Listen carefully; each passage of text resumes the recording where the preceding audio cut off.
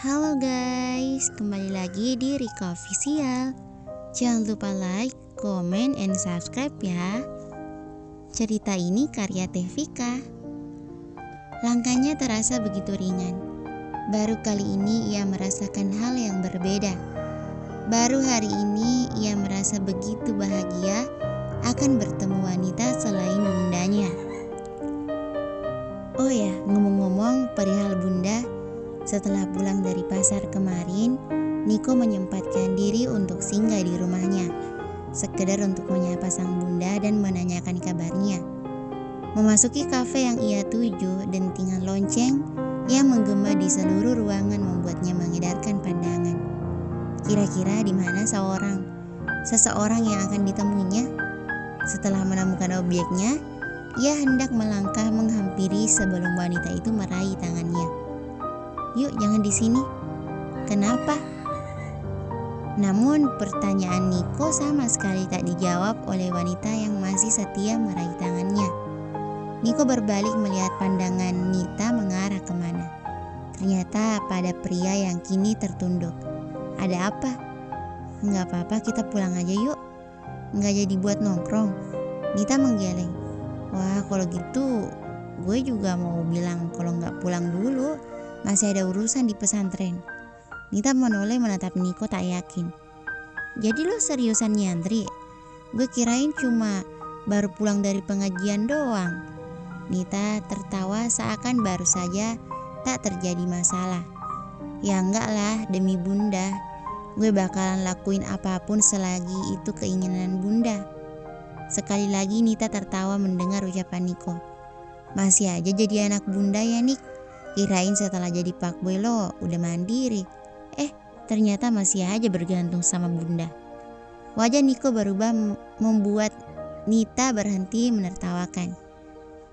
"Sejahat apapun gue di luaran sana, gue akan tetap jadi anak bunda. Gue tahu selama ini dia udah tahu semua kelakuan jahat gue di luaran sana. Tapi bunda selalu menyambut gue dengan senyuman. Dia gak pernah menghakimi. Malahan dia cuma nasehatin gue dengan lembut. Hanya bunda yang gue punya nih. Dan sekarang bunda punya penyakit serius. Makanya sampai sekarang apapun keinginan bunda, gue bakalan turutin, mau itu merugikan diri gue sendiri. Tapi gue cuma mau jadi anak berbakti. Bunda selama ini selalu ada ketika gue benar-benar butuh seseorang sebagai sandaran. Apa salah kalau gue prioritaskan bunda dari apapun?" Nita menggeleng pelan. Ia merasa bersalah. Seharusnya ia tahu ini. Niko hanya punya Yani dalam hidupnya. Ayahnya sudah tiada, membuat dia menjadi pribadi yang kuat sejak dini. Laki-laki yang dulu pandai menyembunyikan lukanya dengan senyum serta kekonyolannya. Tak ada yang tahu bahwa Niko memiliki masalah juga. Yang mereka tahu Niko itu jahat, fuckboy, punya mantan berjejeran. Nyatanya itu hanya tameng agar dia bisa mengatakan pada dunia bahwa ia masih kuat. Ia mampu melewati apapun, masalah apapun di hadapannya. "Sorry Nik, gak apa-apa, BTW cowok di dalam tadi siapa?" Nita menggeleng lemah. "Bukan apa-apa, hanya manusia yang suka gangguin gue. Kurang kerjaan banget tuh manusia. Lo tahu kan, dari dulu gue selalu jadi objek gombalan orang. Secara kan gue cakep." Nita dan Niko itu membalas 11-12. Sama-sama memiliki tingkat kepedean yang tinggi. Makanya sampai sekarang mereka bersahabat. Sefrekuensi sih, tapi tak ada persahabatan antara pria dan wanita yang murni. Pasti ada salah satu dari mereka akan memendam rasa. "Iya aja udah," Niko mengalah. Ya, dalam sejarah Niko yang tak mau mengalah akhirnya mengalah pada sosok Nita. Luar biasa. "Mau jalan-jalan gak? Kita ke Lembang aja gimana?" tawar Nita yang disanggupi Niko. Kapan lagi mereka akan quality time seperti ini? "Lembang, Nita cantik coming." Niko hanya tertawa. Nita ini bukan tipe gadis yang akan jaim. Ia akan mengekspresikan dirinya, apalagi bersama orang terdekat, maka diri Nita yang selama ini tak pernah dilihat orang akan nampak. Niko berhenti sejak saat Nita berjalan agak jauh di depan. Ia masih ada urusan dengan seseorang. Ting, sampai jumpa di akad. Kita lihat siapa yang menang. Reni memilih tak membalas. Tak ada untungnya sama sekali. Ia jadi bergidik ngeri. Semoga tak terjadi hal-hal yang tak diinginkan. Ia tak siap jika harus sama Niko memperlakukan. Suatu saat Niko memperlakukannya dengan buruk. Hai Ren. Sapaan dari seseorang membuat Reni mendongak. Ia yang sejak tadi sibuk dengan ponselnya memilih mengalihkan pandangannya ke arah sumber suara. Nggak ngapa-ngapain loh. Reni berhingsut mundur. Kenapa lelaki ini harus selalu muncul lagi? Ia kira setelah momen memalukan kemarin, Fadel tak akan berani mendatanginya lagi. Mau nyapa kamu dong, lagian kamu sibuk, jadi nyamperin ke sini deh. Reni melihat sekeliling, di sini tampak sepi. Ia menyesal mengapa memilih menyendiri di taman untuk mengerjakan tugas kuliahnya. Sebenarnya ia tahu satu kelompok dengan Naswa, namun entah kenapa kepergian gadis itu meninggalkan dirinya seorang diri. Lo tahu dari mana kalau gue di sini? Apa sih yang gak aku tahu tentang kamu sayang? Aku tahu segalanya. Bahkan aku tahu kalau kamu akan menikah. Tapi hanya jadi tameng agar lelaki itu tak ditanya kapan nikah oleh bundanya. Lelaki tak jelas asal usulnya. Lelaki tak jelas asal Bandung yang wajahnya songong minta digampar. Seloroh Fadel membuat Reni semakin takut. Bagaimana bisa? Bahkan keluarganya saja belum ada yang tahu selain yang dulu hadir saat lamaran. Dari mana? Tangannya gemetaran, bahkan wajahnya sudah pucat. Gak usah tegang gitulah. Aku kan udah bilang aku tahu segalanya tentang kamu.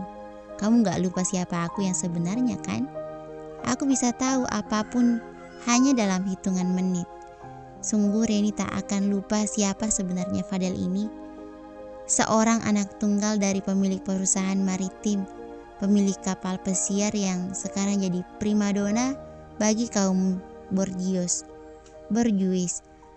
Walau akhir-akhir ini banyak desas-desus yang beredar bahwa perusahaan itu juga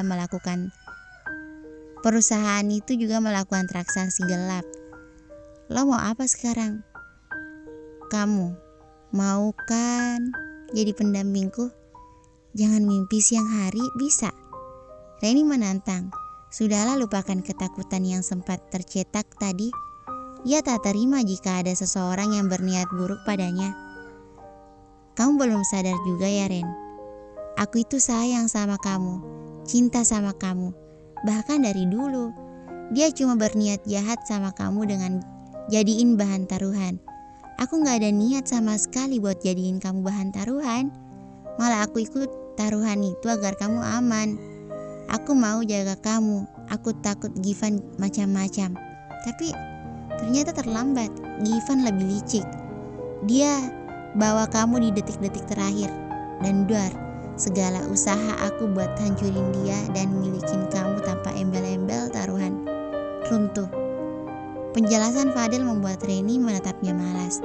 Lo pikir gue bakal percaya setelah apa yang lo lakuin ke gue semalam? Sambil menaikkan alis, jangan lupakan senyum miring yang tercetak di bibirnya.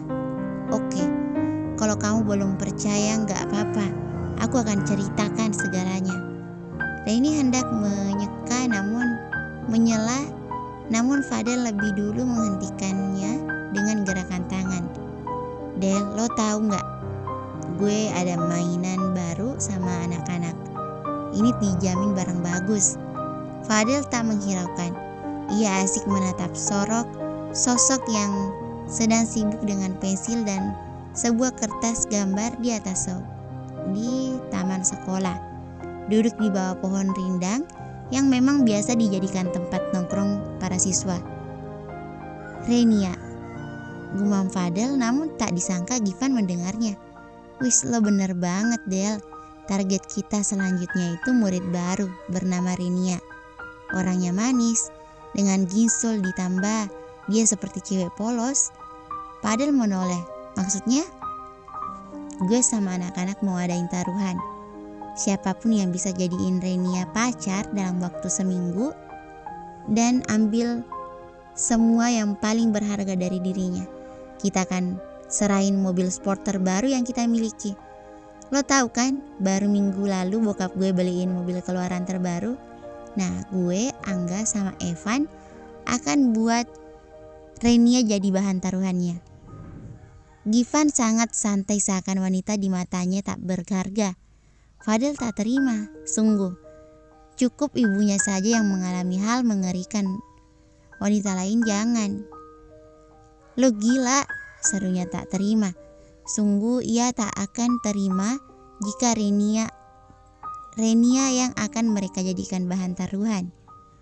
"Gue waras men, makanya kita adain taruhan. Nggak seru dong di tahun terakhir masa SMA nggak ada cerita sama sekali. Setidaknya dengan tidurin anak baru itu akan jadi kisah baru buat di masa depan." "Buk, dasar lo Gif, lo nggak pikirin sama sekali perasaan dia. Keluarganya saat tahu putrinya dihancurkan dengan orang seperti kamu." Fadel sungguh tak paham dengan jalan pikiran temannya ini. Selama ini mereka memang sering taruhan, tapi tak pernah sekalipun taruhan dengan mempertaruhkan masa depan seseorang. "Gue gak peduli, emang penting?" Balasan Givan semakin membuat Fadel geram. "Sekali lagi lo sentuh Reni, berarti lo akan berhadapan sama gue, Gif. Gue akan ikut taruhan ini, dan gue yakin akan menang. Siapkan kekalahan lo, mobil dan pastinya Reni buat gue."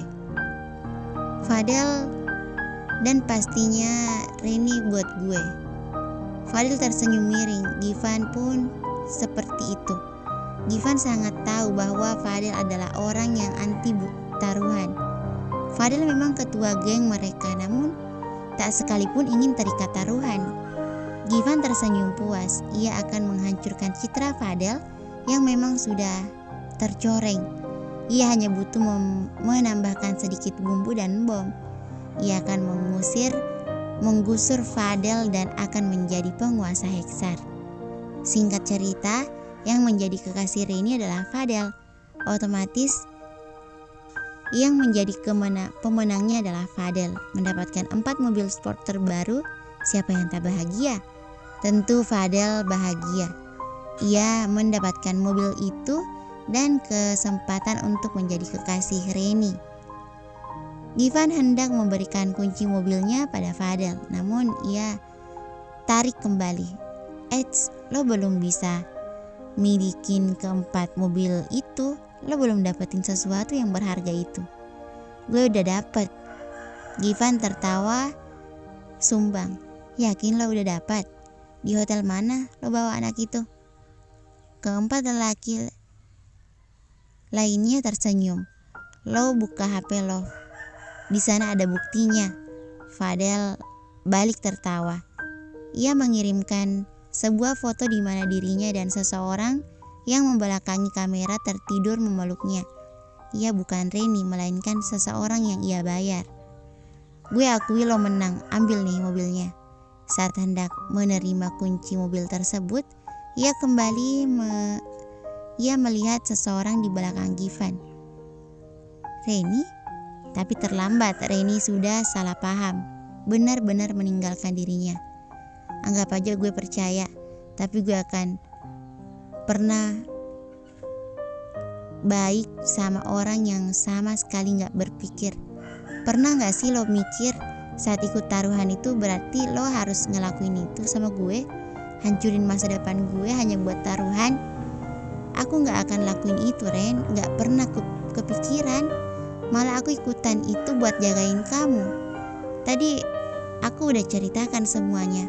Kamu gak percaya juga? Frustasi. Tenang saja. Entah bagaimana ia menjelaskan agar Reni mau mengerti. Siapa yang akan jamin itu? Kalau gitu, kalau gue gak datang malam itu, lo yakin gak akan melakukan hal gak senonoh? Dengan cepat Fadel menggeleng. Gue lihat foto lo tidur sama cewek. Gimana kalau yang di posisi cewek itu gue? Fadel terkesiap. Ia sama sekali tak tahu pasal ini. Ia hanya mengirimkan foto itu pada Givan. Pantas saja esoknya Rini tak pernah terlihat lagi. Ternyata jawabannya hanya satu. Givan menginginkan dirinya kehilangan cintanya. Hah? Udahlah, gue mau balik. Ingat, jangan temui gue lagi. Reni beranjak pergi, namun Fadel tak terima. Aku gak akan lepasin kamu, Ren. Kita lihat saja apa yang akan terjadi nanti. Reni tak acuh. Ia memilih tak mendengarkan. Namun ancaman Fadel adalah nyata. Bersambung. Thank you for watching.